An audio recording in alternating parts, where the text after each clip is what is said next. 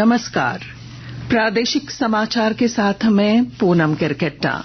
लोकसभा चुनाव के छठे चरण में आज राज्य की 4 लोकसभा सीटों गिरिडीह, धनबाद, रांची और जमशेदपुर समेत देशभर के 8 राज्यों के 58 सीटों के लिए मतदान जारी है। इन चारों सीटों के लिए दोपहर 1 बजे तक 42.54% मतदाता अपने मताधिकार का प्रयोग कर चुके हैं। राज्य के अपर मुख्य निर्वाचन पदाधिकारी डॉ नेहा अरोड़ा ने बताया कि गिरिडीह में 45.42%, जमशेदपुर में 43.44%, धनबाद में 39.83% और रांची में 41.83% मतदाताओं ने वोट डाले। राज्य की 4 लोकसभा सीटों के लिए हो रहे मतदान को लेकर चुनाव आयोग की ओर से निर्धारित अवधि के अब मात्र 2 घंटे बच गए हैं। ऐसे में मतदान को लेकर बूथों पर कैसा माहौल है, इसे जानने के लिए हम सीधे चलते हैं धनबाद संसदीय क्षेत्र के हमारे धनबाद संवाददाता के पास। दीपक जी, धनबाद में अब तक मतदान प्रतिशत कैसा रहा है और यहाँ सुरक्षा के कैसे इंतजाम हैं? जी, धनबाद जिले के मतदाता आज धनबाद लोकसभा और गिरिडीह लोकसभा दोनों सीटों के लिए मतदान कर रहे हैं। धनबाद, झरिया, सिंदरी और निरसा विधानसभा धनबाद लोकसभा क्षेत्र का हिस्सा है, तो बाघमारा और टुंडी विधानसभा गिरिडीह लोकसभा का। दोपहर 1 बजे तक धनबाद लोकसभा क्षेत्र में 39.83% और धनबाद जिले में 41.64% मतदान हुआ है। दोपहर बाद 1 बजे से 3 बजे तक के मतदान प्रतिशत के अपडेटेड आंकड़े थोड़ी देर में जारी कर दिए जाएंगे। बहरहाल शहरी क्षेत्रों में भी मतदान को लेकर जो उत्साह आज नजर आ रहा है वह सराहनीय है। 1 बजे तक धनबाद विधानसभा क्षेत्र में 36.79, झरिया में 38.67, सिंदरी में 44.97, निरसा में 43.83, नक्सल प्रभावित टुंडी विधानसभा क्षेत्र में 44.29 और बाघमारा में अब तक 42.83% मतदान हुआ है। पूरे जिले में कड़ी सुरक्षा के बीच वोट डाले जा रहे हैं। केंद्रीय सुरक्षा बलों की 43 कंपनियां चुनाव संपन्न कराने में लगाई गई है। आज जिले के उपायुक्त माधवी मिश्रा और वरीय पुलिस अधीक्षक हरदीप पी जनार्दनन ने भी बूथों पर पहुंचकर मतदान किया और अन्य मतदाताओं को भी वोट डालने के लिए प्रेरित किया। दीपक, मतदान का आधे से ज्यादा समय बीत चुका है। आपको किस वर्ग के मतदाताओं की संख्या ज्यादा लगी और मतदाताओं में कैसा उत्साह देखा गया? अब तक के मतदान प्रतिशत को देखा जाए तो ग्रामीण इलाकों में ही अधिक वोटिंग हुई है। हालांकि अब तक जो मतदान हुआ वह कड़ी धूप और उमस भरी गर्मी के बीच हुआ। अब मौसम में थोड़ी नरमी आई है तो उम्मीद की जा सकती है कि अगले 2 घंटे में मतदान प्रतिशत में शहरी इलाकों में भी और वृद्धि हो। जी, धन्यवाद दीपक, हमें जानकारी देने के लिए।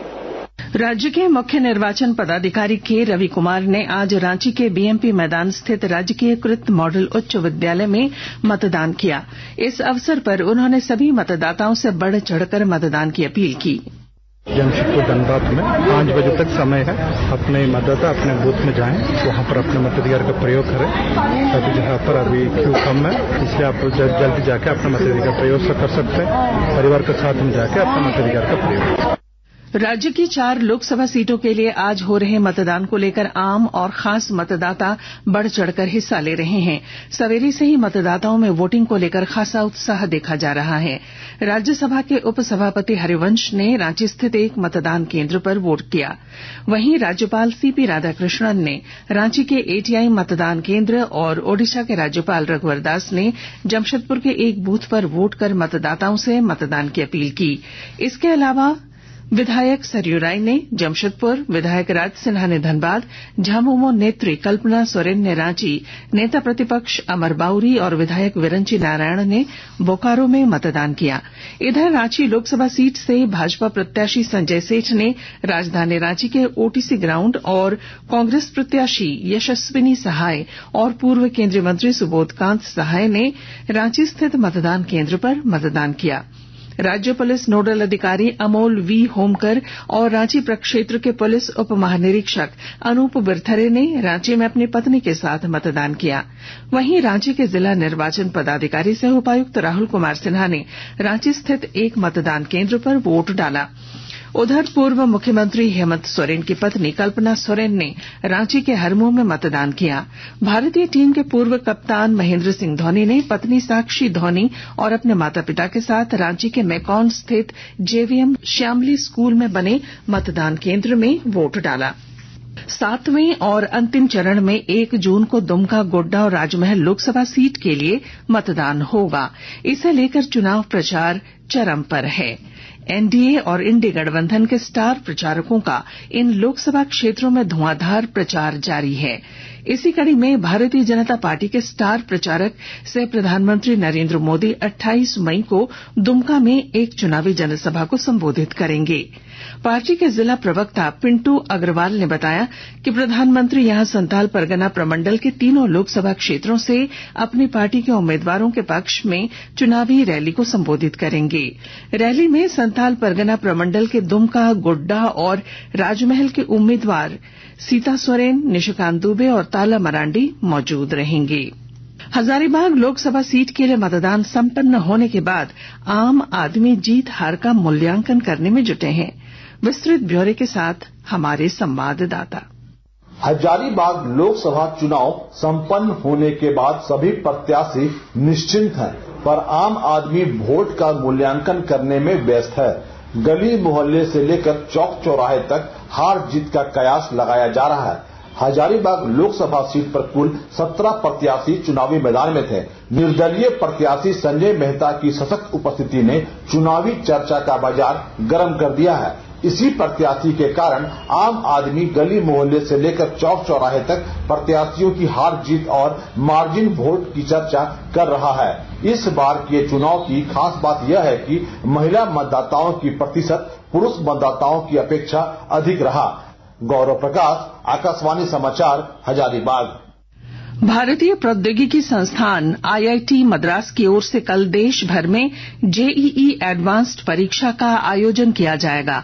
इस प्रवेश परीक्षा में सफल होकर अभ्यर्थी आईआईटी में इंजीनियरिंग, आर्किटेक्चर और अन्य कार्यक्रमों में प्रवेश ले सकेंगे।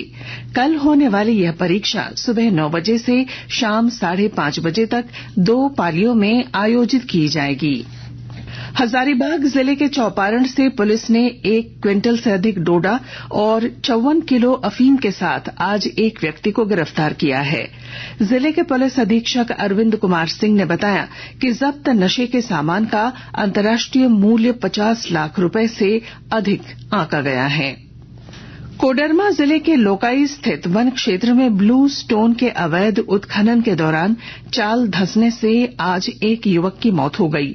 घटना के बाद प्रभारी वनपाल के आवेदन पर 8 लोगों के विरुद्ध थाने में अवैध खनन करने के आरोप में प्राथमिकी दर्ज की गई है। भारतीय जूनियर महिला हॉकी टीम ने निर्धारित समय तक मुकाबला 2-2 से बराबर रहने के बाद शूट आउट में आज बेल्जियम को 4-2 से हरा दिया। भारत के लिए कनिका सिवाच ने शानदार प्रदर्शन करते हुए 2 गोल दागे। भारतीय जूनियर टीम अपना अगला मुकाबला जर्मनी के साथ 26 मई को ब्रेडा में खेलेगी। और अब मौसम के बदले मिजाज ने राज्य भर में काफी हद तक चढ़ते तापमान पर विराम लगा दी है। इससे लोगों को गर्मी से थोड़ी राहत मिल रही है। सभी जिलों में अधिकतम तापमान 40 डिग्री सेल्सियस के नीचे चल रहा है। अगले 24 घंटों के बाद अधिकतम तापमान में धीरे धीरे और 3 से 5 डिग्री सेल्सियस तक की कमी हो सकती है। रांची स्थित मौसम विज्ञान केंद्र के अनुसार राज्य के विभिन्न इलाकों में 30 मई तक बारिश का भी पूर्वानुमान है। और इसके साथ ही आकाशवाणी रांची से प्रादेशिक समाचार का ये बुलेटिन समाप्त हुआ। नमस्कार।